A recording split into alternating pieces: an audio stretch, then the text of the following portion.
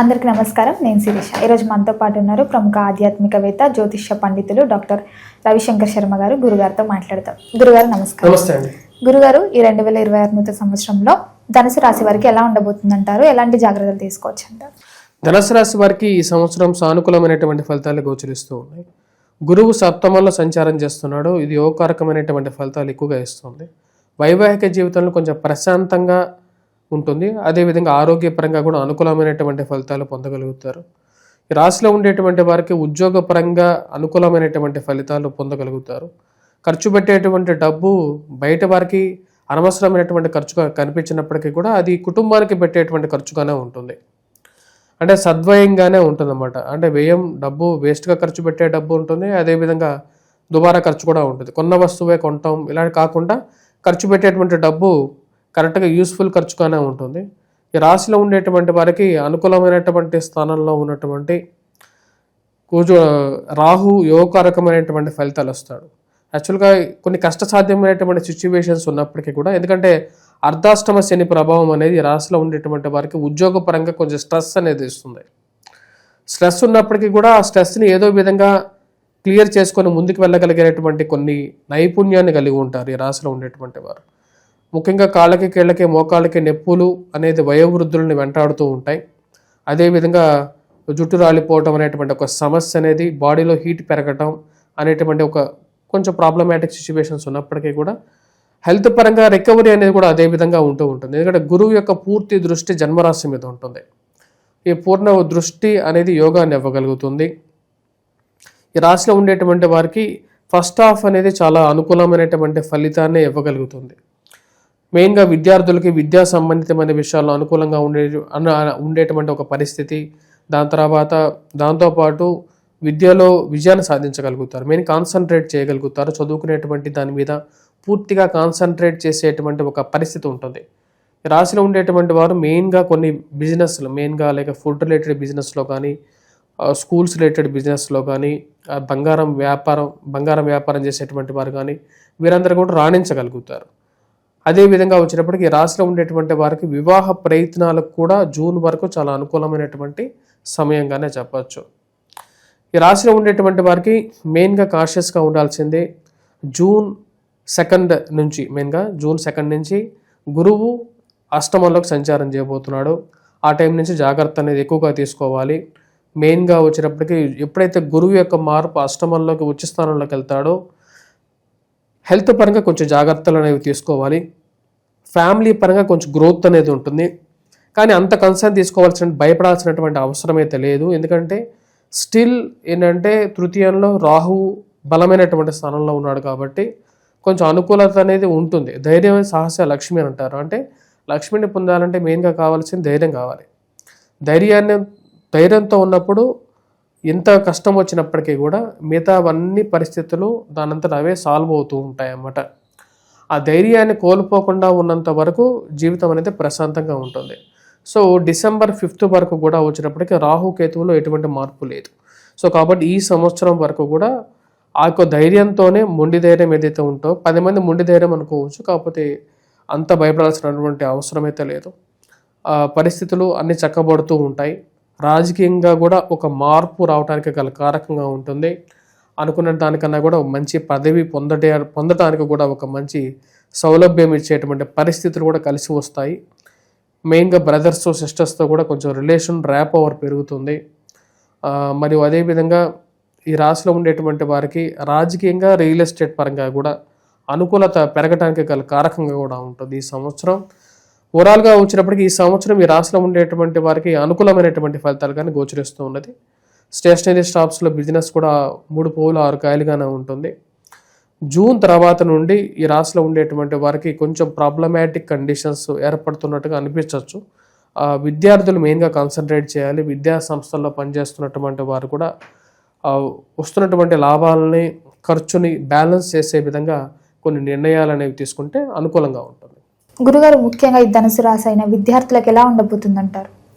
విద్యార్థులకి ఇందాక చెప్పిన విధంగానే వచ్చినప్పటికీ విద్యా సంస్థల్లో పనిచేస్తున్నటువంటి వారు విద్యార్థులకి వచ్చి జూన్ వరకు చాలా అనుకూలంగా ఉంటుంది. జూన్ తర్వాత కొంచెం డౌన్ఫాల్ కనపడుతున్నట్టుగా ఉంటుంది. కాకపోతే మ్యాథమెటిక్స్లో చదువుతున్నటువంటి విద్యార్థులు పెర్ఫార్మెన్స్ అనేది అదే విధంగా ఉంటుంది, దానిలో ఎటువంటి ప్రాబ్లం లేదు. కాకపోతే ఈ రాశిలో ఉండేటువంటి వారు ఆరోగ్యపరంగా జాగ్రత్తలు అనేవి తీసుకోవాలి. ఎవరికైతే ఇమ్యూనిటీ పవర్ కొంచెం తక్కువగా ఉంటుందో జూన్ తర్వాత నుండి వారు కొంచెం జాగ్రత్త, అంటే శని ప్రభావం పెరిగిపోతుంది. గురు ప్రభావం ఎప్పుడైతే తగ్గుతూ ఉంటుందో ఆటోమేటిక్గా శని బలవంతుడైపోతూ ఉంటాడు గోచారంలో. సో శని ఆల్రెడీ అర్ధాష్టమంలో ఉన్నాడు కాబట్టి దాని యొక్క ప్రభావం ఈ రాశిలో వారి మీద కొంచెం ఎక్కువగా ఉంటుంది. మెయిన్గా డెబిట్స్, అంటే అప్పులు తీసుకునేటువంటి సమయంలో జాగ్రత్తలు ఎక్కువగా ఉండాలి. అనవసరమైనటువంటి అప్పులకి దూరంగా ఉండటం అనేది ఉచితం. 1-2 సార్లు అప్పులు చేయటం, అవసరం లేనటువంటి వస్తువులు కొని అప్పుల్ని పేర్చుకుంటూ ఉండడం మంచిది. భారీ ఇన్వెస్ట్మెంట్స్ ఏదైనా చేయాలనుకున్నా సరే 1-2 సార్లు ఆ యొక్క ఆస్తి పత్రాలను 1-2 సార్లు చెక్ చేసుకోవటం, విలువైనటువంటి ఆస్తి పత్రాలను ఎక్కడ పెట్టారని చెప్పి వాటి గురించి 1-2 సార్లు వెతుకులాట, అంటే పెట్టిన చోటే ఎక్కడ దగ్గర ఉంటుంది కాబట్టి దాని గురించి వెతుకులాట అనేది పరిపాటిగా ఉండేటువంటి పరిస్థితి అనేది ఉంటుంది. ఈ రాశిలో ఉండేటువంటి వారికి అర్ధాష్టమ శని ప్రభావం అనేది కుటుంబ సభ్యులు ఎవరైతే ఉంటారో వారి మధ్య చిన్న చిన్న మనస్పర్ధలు కూడా కారకంగా ఉంటుంది. కాబట్టి ఆ విషయాల్లో ఏదైనా సరే మీరు చెప్పాలనుకునేటువంటి విషయాన్ని క్లియర్గా కన్వే చేయడానికి ఎక్కువగా ప్రయత్నం చేయటం అనేది మంచిది. ముఖ్యంగా గురుగారు ధనుసు రాశికి చెందిన స్త్రీలైనా పురుషులకైనా ఎలా ఉండబోతుంది? స్త్రీలకి మెయిన్గా వారంతా వారి కాళ్ళ మీద వాళ్ళు నిలబడాలి, వాళ్ళ వ్యాపారం చేయాలి, లేకుండా ఉంటే ఉద్యోగం చేయాలి అని చెప్పి వాళ్ళ కాళ్ళ మీద నిలబడాలని చెప్పి అనుకునేటువంటి వారికి ఈ సంవత్సరం అనుకూలంగానే ఉంటుంది. సమయానికి కాలంగా వారు అనుకున్నటువంటి ఒక ప్లాన్ ఏదైతే ఉందో, ట్రిప్స్ వెళ్ళాలని, లేకుండా ఉంటే ఫైనాన్షియల్గా గెయిన్ అవ్వాలని, వారికంటూ ఒక సొంత జీతం అనేది ఉండాలి అనేటువంటి వారికి, వాళ్ళ సఫలీకృతం కావాలనుకునేటువంటి వారికి బాగానే ఉంటుంది. జూన్ వరకు కూడా గురువు యోగాన్ని ఇవ్వగలుగుతాడు. మనోధైర్యాన్ని ఇవ్వడానికి రాహు రెడీగా ఉన్నాడు. రాహు తృతీయంలో అనుకూలమైనటువంటి స్థానంలో ఉన్నాడు. ఆ యొక్క అనుకూలత ఈ రాశిలో ఉండేటువంటి వారికి ధైర్యాన్ని ఇస్తుంది అన్నమాట. మెయిన్గా జీవితంలో కావాల్సింది ఏంటి, ఏ మనిషికైనా సరే ధైర్యం అనేది కావాలి. ఆ ధైర్యాన్ని ఇచ్చేటువంటి స్థితిలో రాహు ఈ సంవత్సరం మొత్తం డిసెంబర్ 5వ తారీఖు వరకు కూడా అక్కడే ఉంటాడు. కాబట్టి వారికి అనుకూలంగానే ఉంటుంది ఈ యొక్క సంవత్సరం. సంతాన యోగం ఉందంటారా? సంతాన ప్రాప్తి గురించి ప్రయత్నం చేస్తున్నటువంటి వారికి ఫస్ట్ హాఫ్లోనే సంతాన యోగం అనేది కలుగుతుంది. సంతాన ప్రాప్తి కలగటం, అదేవిధంగా ప్రశాంతమైనటువంటి యోగ్యత అనేది కూడా జూన్ తర్వాత కలుగుతుంది ఈ రాశిలో ఉండేటువంటి వారికి. సినీ రంగాల్లో ఉన్న వారికి, రాజకీయ రంగంలో ఉన్న వారికి ఎలా ఉండబోతుంది? సినీ రంగాల్లో ఉండేటువంటి వారికి వచ్చినప్పటికీ వారి యొక్క అనుకూలత అనేది ఉంటుంది. మెయిన్గా చేతి వృత్తి పని వాళ్ళు, అదేవిధంగా ఎవరైతే ఈ కళాకారులు అనేటువంటి వారికి కూడా అనుకూలమైనటువంటి పరిస్థితి ఉంటుంది. సమయానికి రావలసినటువంటి రెమ్యూనరేషన్స్ టైంకి రావటం అనేది ఫస్ట్ హాఫ్లో ఎక్కువగా ఉంటుంది. ఫస్ట్ హాఫ్లో నెంబర్ ఆఫ్ ఛాన్సెస్ పొందగలుగుతారు. సెకండ్ హాఫ్లో వచ్చేటప్పటికి వీరికి ఎలా ఉంటుంది అంటే కొంచెం స్లో డౌన్ అవుతారు. పేస్ అనేది కొంచెం తగ్గుతూ ఉంటుంది. మెయిన్గా వచ్చేటప్పటికి సినీ రంగ కార్మికుల్లో వచ్చేటప్పటికి ఈ కాంట్రాక్ట్స్ రెన్యువల్ గురించి ఆలోచించడం, అదేవిధంగా రెమ్యూనరేషన్ సరిగా రావట్లేదు అనేటువంటి కొన్ని ఇబ్బందులు గురవ్వటం అనేది సెకండ్ ఫేజ్లో కొంచెం కలిగే విధంగా ఉంటుంది. భారీ బడ్జెట్స్, కొన్ని మంచి మంచి అవకాశాలు అనేది కూడా ఫస్ట్ హాఫ్లో వీరికి ఎక్కువగా జూన్ బిఫోరే పొందగలుగుతారు. ముఖ్యంగా గురుగారు ఎవరైతే విదేశాలకి వెళ్ళాలని ప్రయత్నిస్తున్నారో వారికి విదేశ యోగం ఉందంటారు. విదేశీ యోగం గురించి ప్రయత్నం చేసేటువంటి వారికి ఫస్ట్ హాఫ్లో ఎక్కువగా యోగం ఉంటుంది. జూన్ వరకు వారు ప్రయత్నం చేయాలనుకున్నటువంటి వారు, కొత్త కోర్సెస్ నేర్చుకోవాలనుకున్నటువంటి వారికి, స్త్రీలకి కూడా కొత్త కోర్సెస్ మళ్ళీ రీస్టార్ట్ చేయాలి, ఏదో ప్రెగ్నెన్సీ బ్రేక్ వచ్చింది అని చెప్పి అనుకునేటువంటి వారికి కూడా మళ్ళీ కొన్ని అవకాశాలు అనేది పొందగలుగుతారు. గురుగారు ముఖ్యంగా మీరు ద్వాదశి రాశుల వారికి ఒక ర్యాంక్ అనలైజ్ చేసి ఇస్తున్నారు. సో ధనుసు రాశి వారికి ఏ ర్యాంక్ వస్తుంది? ధనుసు రాశి వారికి నేను బెస్ట్ ర్యాంక్ ఇవ్వడం జరిగింది, సెకండ్ ర్యాంక్ ఇవ్వడం జరిగింది. ఎందుకంటే గురువు యొక్క స్థితి సప్తమంలో 80 డిగ్రీస్లో 180 డిగ్రీస్లో కరెక్ట్గా 90 ఉన్నాడు. కరెక్ట్గా పూర్ణ దృష్టి ఈ యొక్క ధనుసు రాశి వారు పొందుతున్నారు. తృతీయంలో రాహువు అనుకూలంగా ఉన్నాడు. అర్ధాష్టమ శని ప్రభావం ఉన్నప్పటికీ కూడా ఉన్నటువంటి గ్రహాలు, ఈ 2 గ్రహాలు బలమైనటువంటి స్థితిలో ఉన్నాయి.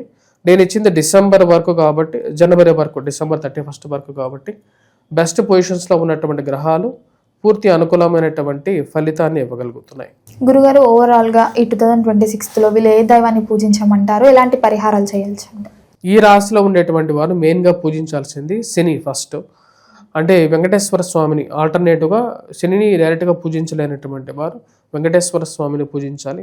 బ్లాక్ కలర్ అంటే మాలధారణ చేయాలనుకున్నటువంటి వారు మాలధారణ చేసినా సరే కొంచెం ప్రభావం అనేది తగ్గుతుంది. ఎందుకంటే బ్లాక్ కలర్ అనేది శనికి ప్రీతికరమైనటువంటి వస్త్రం కాబట్టి. దాంతోపాటు ఈ రాశిలో ఉండేటువంటి వారు గురుగ్రహ మంత్ర జపం అనేది కూడా చేయాలి. ఎందుకంటే అష్టమంలోకి గురు సంచారం నెక్స్ట్ ఇయర్ జూన్ నుంచి అంటే 2026 జూన్ 2 నుంచి ఉండబోతున్నాడు కాబట్టి గురుగ్రహ మంత్ర జపం, వటవృక్షం కింద దీపారాధన, అదేవిధంగా దక్షిణామూర్తిని ఎక్కువగా పూజించటం అనేది కూడా మంచిది.